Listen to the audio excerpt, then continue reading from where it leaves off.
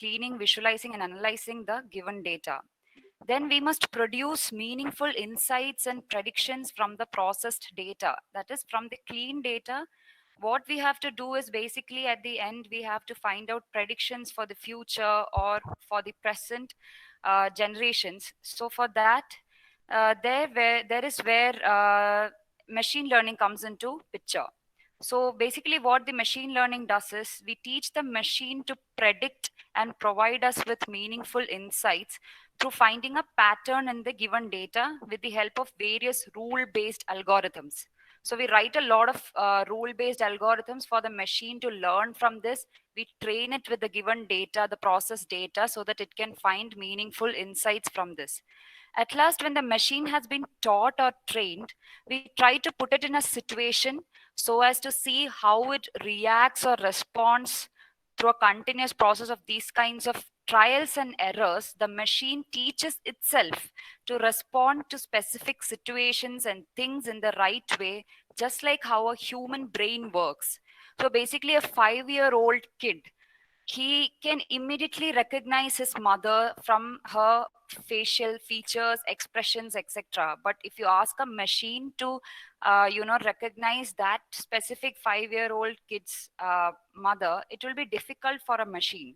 So basically where we should reach in the future is that the machine should be able to start to understand just like how a human brain understands and immediately responds to a person, a situation, or a thing. That's where artificial intelligence comes into play. So as you can see, data science consists of all these aspects, that is artificial intelligence, and inside artificial intelligence we have machine learning, and inside that we have something called deep learning. So deep learning is a specific method of machine learning itself that incorporates neural networks, that is to the ability for the machine to act like the brain, the human brain basically works with the neurons which send out signals, and that's how we react to a situation. So deep learning is a specific method of machine learning that incorporates neural networks in successive layers. It creates a lot of layers to learn from data in an iterative manner. So we give an input, and then through processing through a lot of layers, it gives out the output.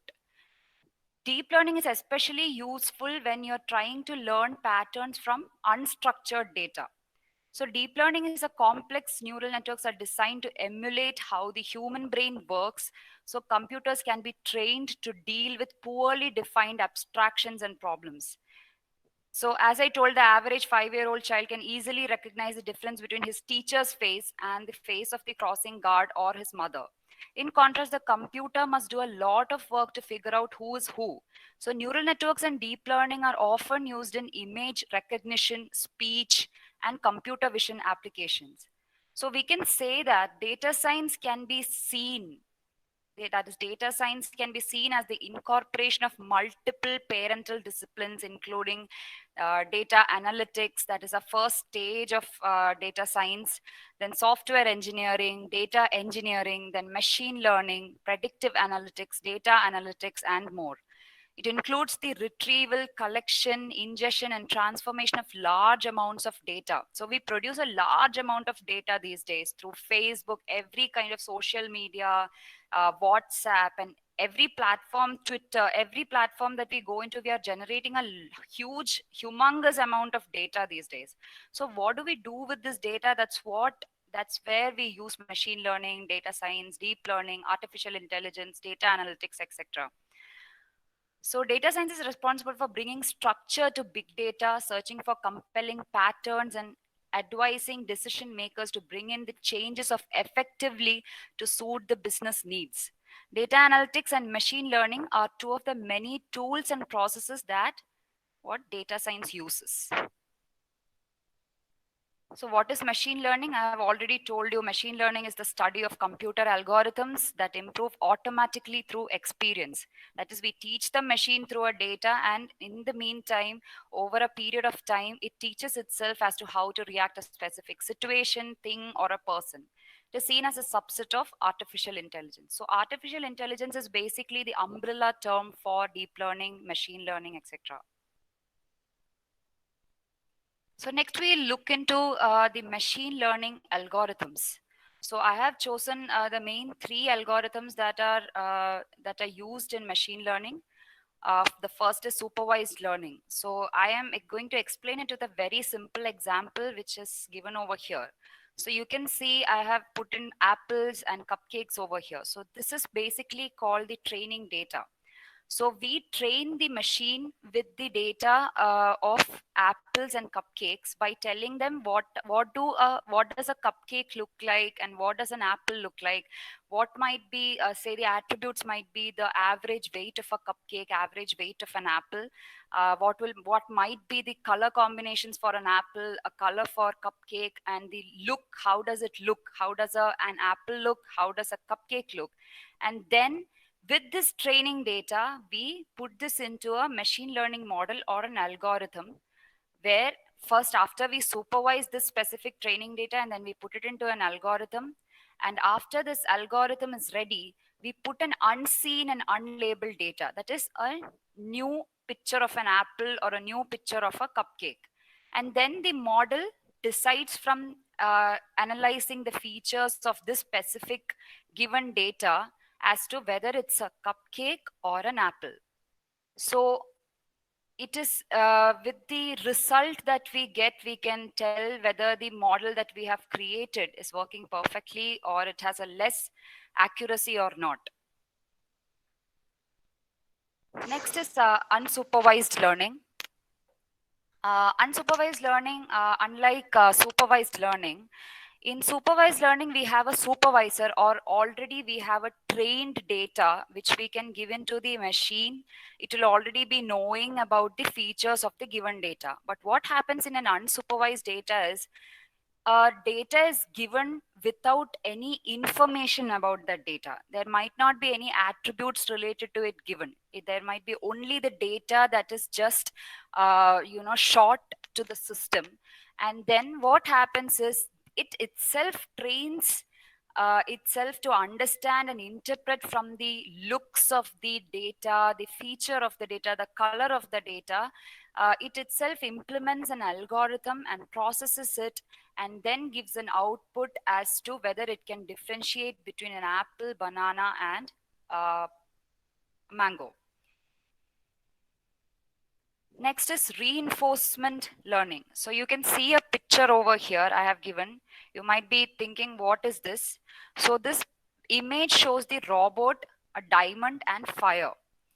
So you know the game of maze, right? You have to walk through the maze, find out the right path, and reach the reward at the end. So it's a similar game which I have put in over here. So the goal of the robot is to get the reward, that is the diamond, this diamond, and avoid the hurdles that are fire. The robot learns by trying all the possible paths and then choosing the path which gives him the reward with the least hurdles. So the robot tries to go through every path and might be it will, go into the path where the fire occurs and then it will learn that, okay, this is not the way to go. It will take another path to go and then again it will go through a lot of trial and errors, and each step will give the robot a reward if it is the right way, and each wrong step will subtract the reward of the robot. The total reward will be calculated when it reaches the final reward, that is the diamond. So that is basically reinforcement learning, that is through a lot of trials and errors. We find out the machine find out the right way of uh, finding a result to the given model. So main points in the reinforcement learning is the input. The input should be an initial state from which the model will start. So basically this is the initial state of the robot. Output, there are many possible output as there are variety of solution to a particular problem. To reach a maze, finish a maze, there are a lot of different paths, and the robot at last finds the best path that has to be taken to reach the diamond. Then comes the training. The training is based upon the input. The model will return a state and the user will decide to reward or punish the model based on its output. The model keeps continues to learn, through trials and errors, the best solution is decided based on the maximum reward. So which path gives the robot the maximum reward? That's the path that the robot should choose.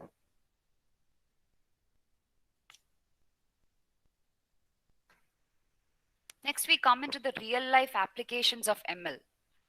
So as you can see in e-commerce, you can use it for identifying customers, recommending products, analyzing reviews. So we all know that Amazon does product recommendations. So how do you think that happens? It is, yes, it is through machine learning techniques. So Amazon has proven that product recommendations work, right? The recommendation engine is responsible for 35% of its sales. Isn't it huge? But it takes a lot of computing power to find the right patterns in product sales and shopping behavior. Machine learning can do it. It is possible for an intelligent employee to write if this, then that rules, but this limits recommendations to only reflect the employee's knowledge. But when it comes to machine learning can effortlessly quantify buying behavior over and over again, each time digging deeper into the trends.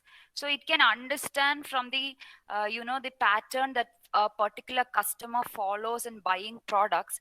It can, the next time the customer comes into the website to buy something, it can, from the previous, the data that has already been created by the customer, it can understand what the customer might buy and then recommend products to the customer.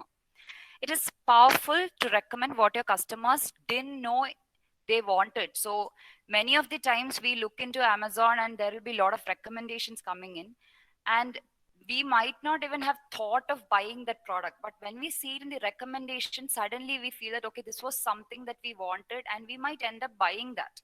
So that's why they say that the Amazon recommendation engine is responsible for 35% of its sales. Next, coming into an application for banking. So you can banking, fraud detection, credit risk modeling, customer lifetime value. So fraud, a lot of fraudulent transactions happen these days through banking applications and many things. So fraud is an element that plagues almost every financial institution, right? But it's one where artificial intelligence and machine learning have a substantial impact. By analyzing spending patterns, location of the client, and the client behavior, machine learning can detect anomalies in spending and alert the cardholder, dramatically reducing credit card fraud. This type of precision not only is impossible for a human to complete, as no one can analyze hundreds of transactions simultaneously and in real time, but it's far more precise from an algorithm that is not prone to error. The system can flag suspicious behavior and either require additional information from the user or block the transaction completely within seconds. This ability means that banks can catch fraud in real time instead of waiting for it to happen and taking steps to rectify the situation.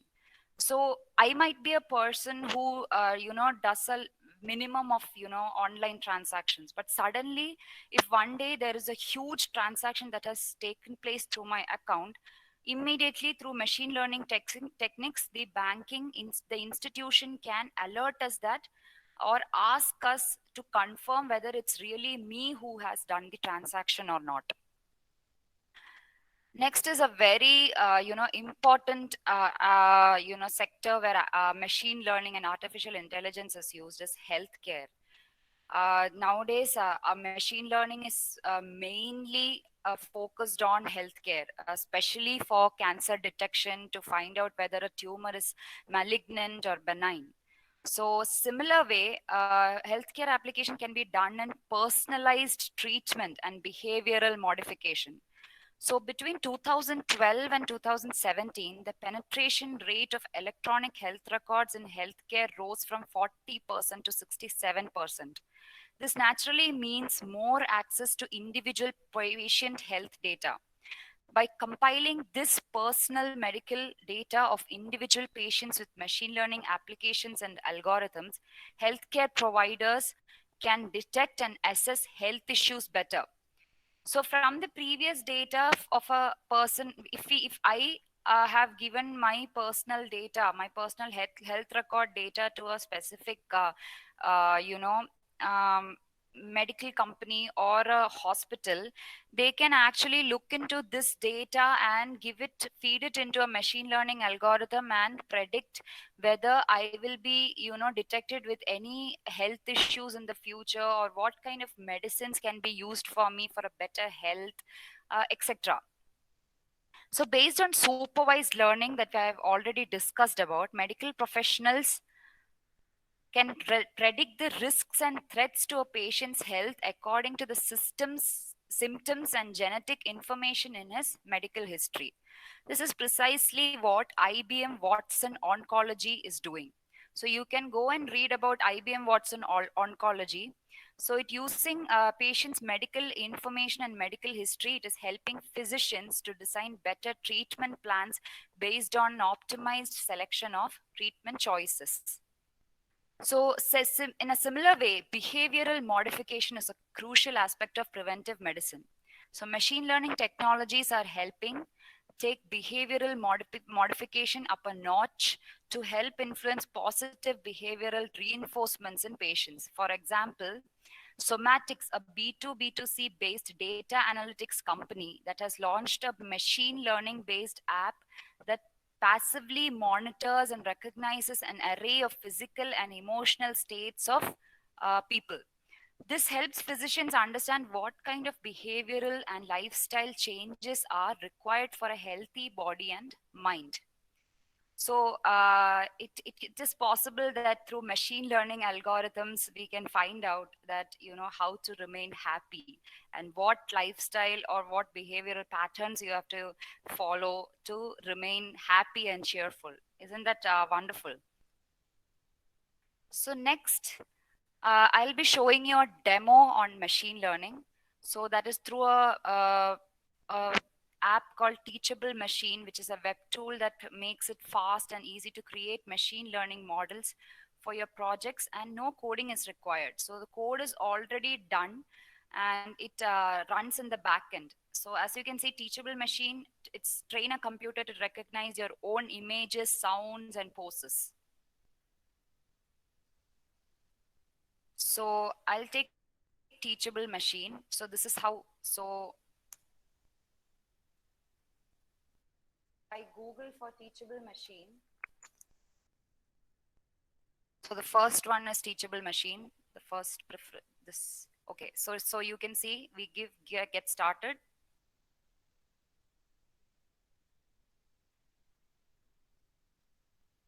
Okay, the network is slow, I guess.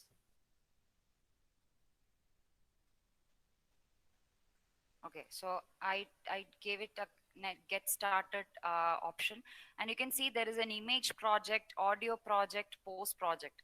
So teach the machine based on images from files or your webcam. Teach based on 1 second long sounds from files or your microphone. So this is for audio recognition. Teach based on images from files or your webcam to understand the poses that we create.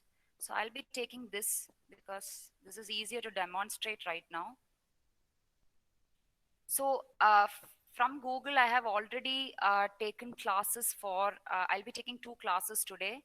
That is, one will be for dogs, pictures of dogs, and pictures for cats. So I have already created files for that. So I'll be just uploading it from my laptop.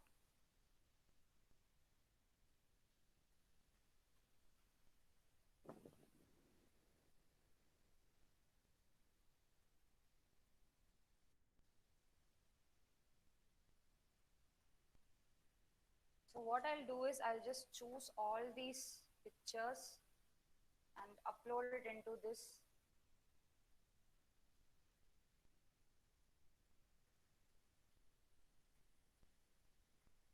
Into the Teachable Machine class 1. Then I'll select the pictures of cats.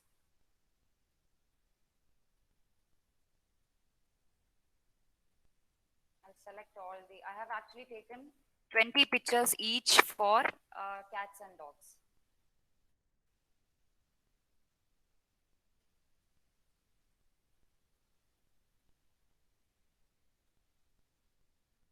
So I have uploaded all these pictures. Now we will train the model to understand the different features of how a dog looks and on the features of how a cat looks. So in the back end, the algorithm is running. It will take a little bit of time to train the data. So it's preparing training data. So as the number of pictures as it goes increasing, the efficiency of the model also keeps increasing. So here I have given only 20 pictures because otherwise it will take a lot of time to train the data. But when you are trying it out, please give more, like maybe 50, 60 pictures, and then, okay, so I'll take a file. Now I'll give a test data. So I have test data for dogs. I'll give this and we will see whether it recognizes it as a dog or a cat. Can you see? It has recognized, the machine has recognized that this is a dog. Now we'll choose another picture. Say we give this picture. Again, it is classifying it as a dog. Let's take a picture of a test picture for cat. So see, the machine is confused. So it says 9% for dog and 91% for the cat. It's still good. Our model is still good, and we can make out that it's a cat. So to make it more efficient, as I told, you can give more number of pictures into the training data so that our model is trained in a much better way and it is easy to recognize for the model or the machine as to whether it's a cat or a dog. Instead of this, you can use your webcam and capture your own pictures and see, and then take the pictures of your friend and then find out. You can add class over here, a number of classes can increase, and then recognize whether it's you or your friend or your mom or your dad. Or other examples can be like, you can put the pictures of food items over here and then recognize whether the model is showing you the accurate results. So this was one small demonstration of machine learning.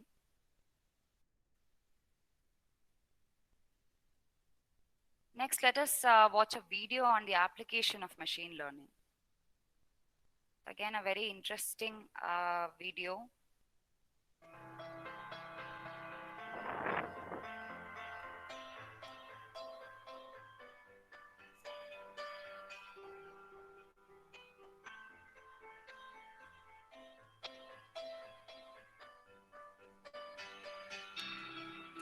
So first is lane detection. So through machine learning, it is detecting the lane for the car to move.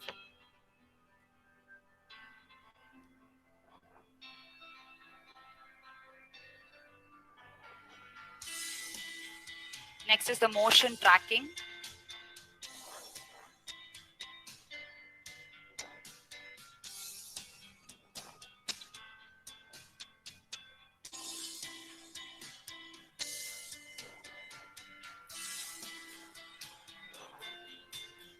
So it's detecting the different objects on the road, like the car, the street lights, the boards, the traffic signals.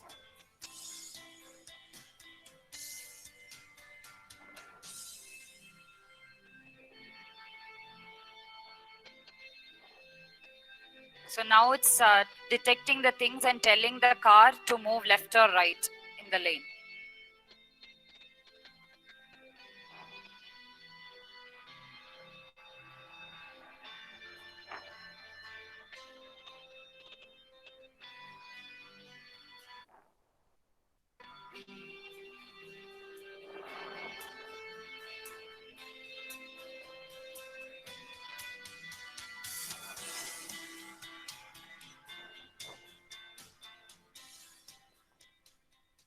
So that is a short video on how machine learning gets applied in autonomous vehicles. Next, we'll look at the tools required for machine learning. So first is Python. So I hope many of you would have heard a lot about Python and R. So it's a popular language with high quality machine learning and data analysis libraries. So Python is an interpreted high level general purpose programming language. So it was created by Guido van Rossum and first released in 1991. So Python's design philosophy emphasizes code readability. It's a very easily readable, humanly readable, and it is easy to write the codes in Python, unlike the other programming languages like Java, C, C++, etc. Its language constructs an object-oriented approach aimed to help programmers write clear, logical code for small and large-scale projects. So next is the R language, a language for statistical computing and graphics.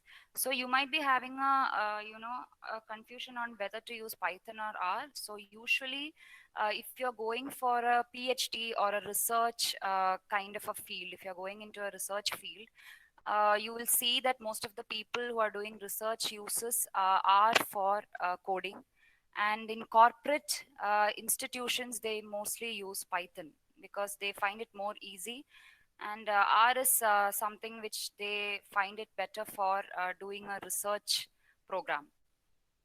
So as you can see, it's an open source language, cross platform compatible. It has advanced statistical language. It can make outstanding graphs. It's flexible and fun, extremely comprehensive, supports extensions. It has a vast community, relates to even other languages. So one of our strengths is the ease with which well-designed publication quality plots can be produced, including mathematical symbols and formulae where needed. So programming is not the only thing that you need to learn machine learning, data science, or artificial intelligence. Mathematics is a huge part of machine learning, data science, and artificial intelligence. And statistics, probability, linear algebra, all these play a very big role in learning more about machine learning. Next is NumPy. So NumPy is an extension package for scientific computing with Python. It's an inbuilt library available in Python. NumPy is a library for the Python programming language, adding support for large multi-dimensional arrays and matrices, along with a large collection of high-level mathematical functions to operate on these arrays, like addition, subtraction being very basic, then coming into standard deviation, mean, median, mode. All these can be coded with the use of NumPy in Python. Next, we come into Scikit. So Scikit Learn provides a range of supervised and unsupervised learning algorithms. So we can derive the algorithms for the supervised and unsupervised learning algorithms from Scikit. It is also a built-in library in Python. So the library is focused on modeling data. So next is TensorFlow. So TensorFlow is it's a Python library for fast numerical computing created and released by Google itself. It is a symbolic math library and is also used for machine learning applications such as neural networks. So deep learning, as I told you, is where neural networks comes into pictures, where the machine is made to learn to react to situations just like a human brain. So TensorFlow is used for the applications in neural networks. The name TensorFlow derives from the operations that such neural networks perform on multi-dimensional data arrays. Like very big arrays can be, used being used to code through TensorFlow, which are referred to as tensors. Next is Keras. It's a lightweight, easy to use library for fast prototyping. So Keras is again an open source neural network library written in Python. It is capable of running on top of TensorFlow, R language, etc. So designed to enable fast experimentation with deep neural networks. So a deep neural network is an artificial neural network with multiple layers between the input and output layers. A deep neural network finds the correct mathematical manipulation to turn the input into the output, whether it has to be a linear relationship or a non-linear relationship. So Keras focuses on being user-friendly, modular, and extensible. So basically the difference between TensorFlow and Keras is that TensorFlow provides both high-level and low-level APIs. If you do not know what are APIs, APIs is an application program interface, which is a set of routines, protocols, and tools for building software applications. So basically, an API specifies how software components should interact. So TensorFlow provides both high level and low level APIs, while Keras provides only high level APIs.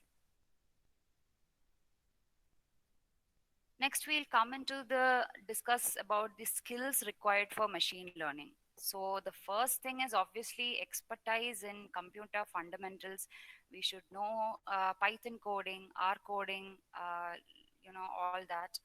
And then in-depth knowledge of programming skills, knowledge of probability and statistics. As I told you, it's not only important to learn coding skills or computer science, but mathematics plays a huge role in understanding the way how machine learning algorithms work, how data analytics work, because we use a lot of statistical tools for cleaning the data, pre-processing the data, doing dimensionality reduction. That is to remove the features which are not important in the given data for further processing.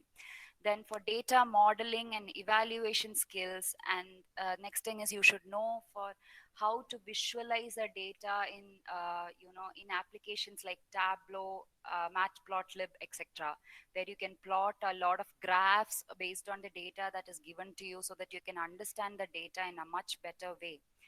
Next is if you're working in some domain, like if you're working in a tax firm or a banking sector or a healthcare sector, you should have a good basic domain knowledge of where you're working. Only then you can use this data and do the analysis of that data and then apply machine learning algorithms. Without having a basic domain knowledge, it almost becomes impossible for you to understand what features are important in that specific sector. So it's very important to have a very good knowledge of the domain you're working on, whether it being healthcare, banking, or any corporate firm, or financial sector, agricultural sector, etc. Next, the current and emerging job opportunities in ML. So the global machine learning market is projected to grow from $7.3 billion in 2020 to $30.6 billion in 2024, attaining a compound annual growth rate of 43%. So machine learning is one of the most hottest career choices today. So as we can see, artificial intelligence will create 2.3 million machine learning jobs by 2020, that is this year, according to a recent report from Gartner. So all of you know about LinkedIn. So LinkedIn's 2017 US emerging jobs report shows there are 9.8 times more machine learning engineers working today than 5 years ago, with 1,829 open positions listed on their site as of early 2018. So we can say that both data science and machine learning are generating more jobs than candidates right now. So there is a shortage for the candidates who have to work in the field of data science and machine learning, making these two areas the fastest growing tech employment areas today. So if you are right now interested in going into data science or machine learning, you can be assured that you will surely land into a job, because there is a dearth of good data scientists and machine learning engineers if these days. So next, I have listed down the top 10 emerging jobs over here. As you can see, the first one itself is machine learning engineer. So next is application development analyst, backend developer, full stack engineer. So you had a session on mean stack development, full stack development a day before yesterday, I guess. So you can see how important even that is. Full stack engineer comes under the fourth position, backend developer comes under the third position. So next is at the fifth position, you can see it's data scientist. So data scientists basically should have the knowledge of almost every field, not only machine learning, but artificial intelligence, data analytics, visualization of data, exploratory data analysis, then deep learning and everything. So data scientist is a much more a job profile which needs much more of an expertise. Then next is customer support success manager, and you can see at the eighth position is big data developer. So that is again a lot of data analytics, machine learning on how to handle big data analytics comes into picture in this.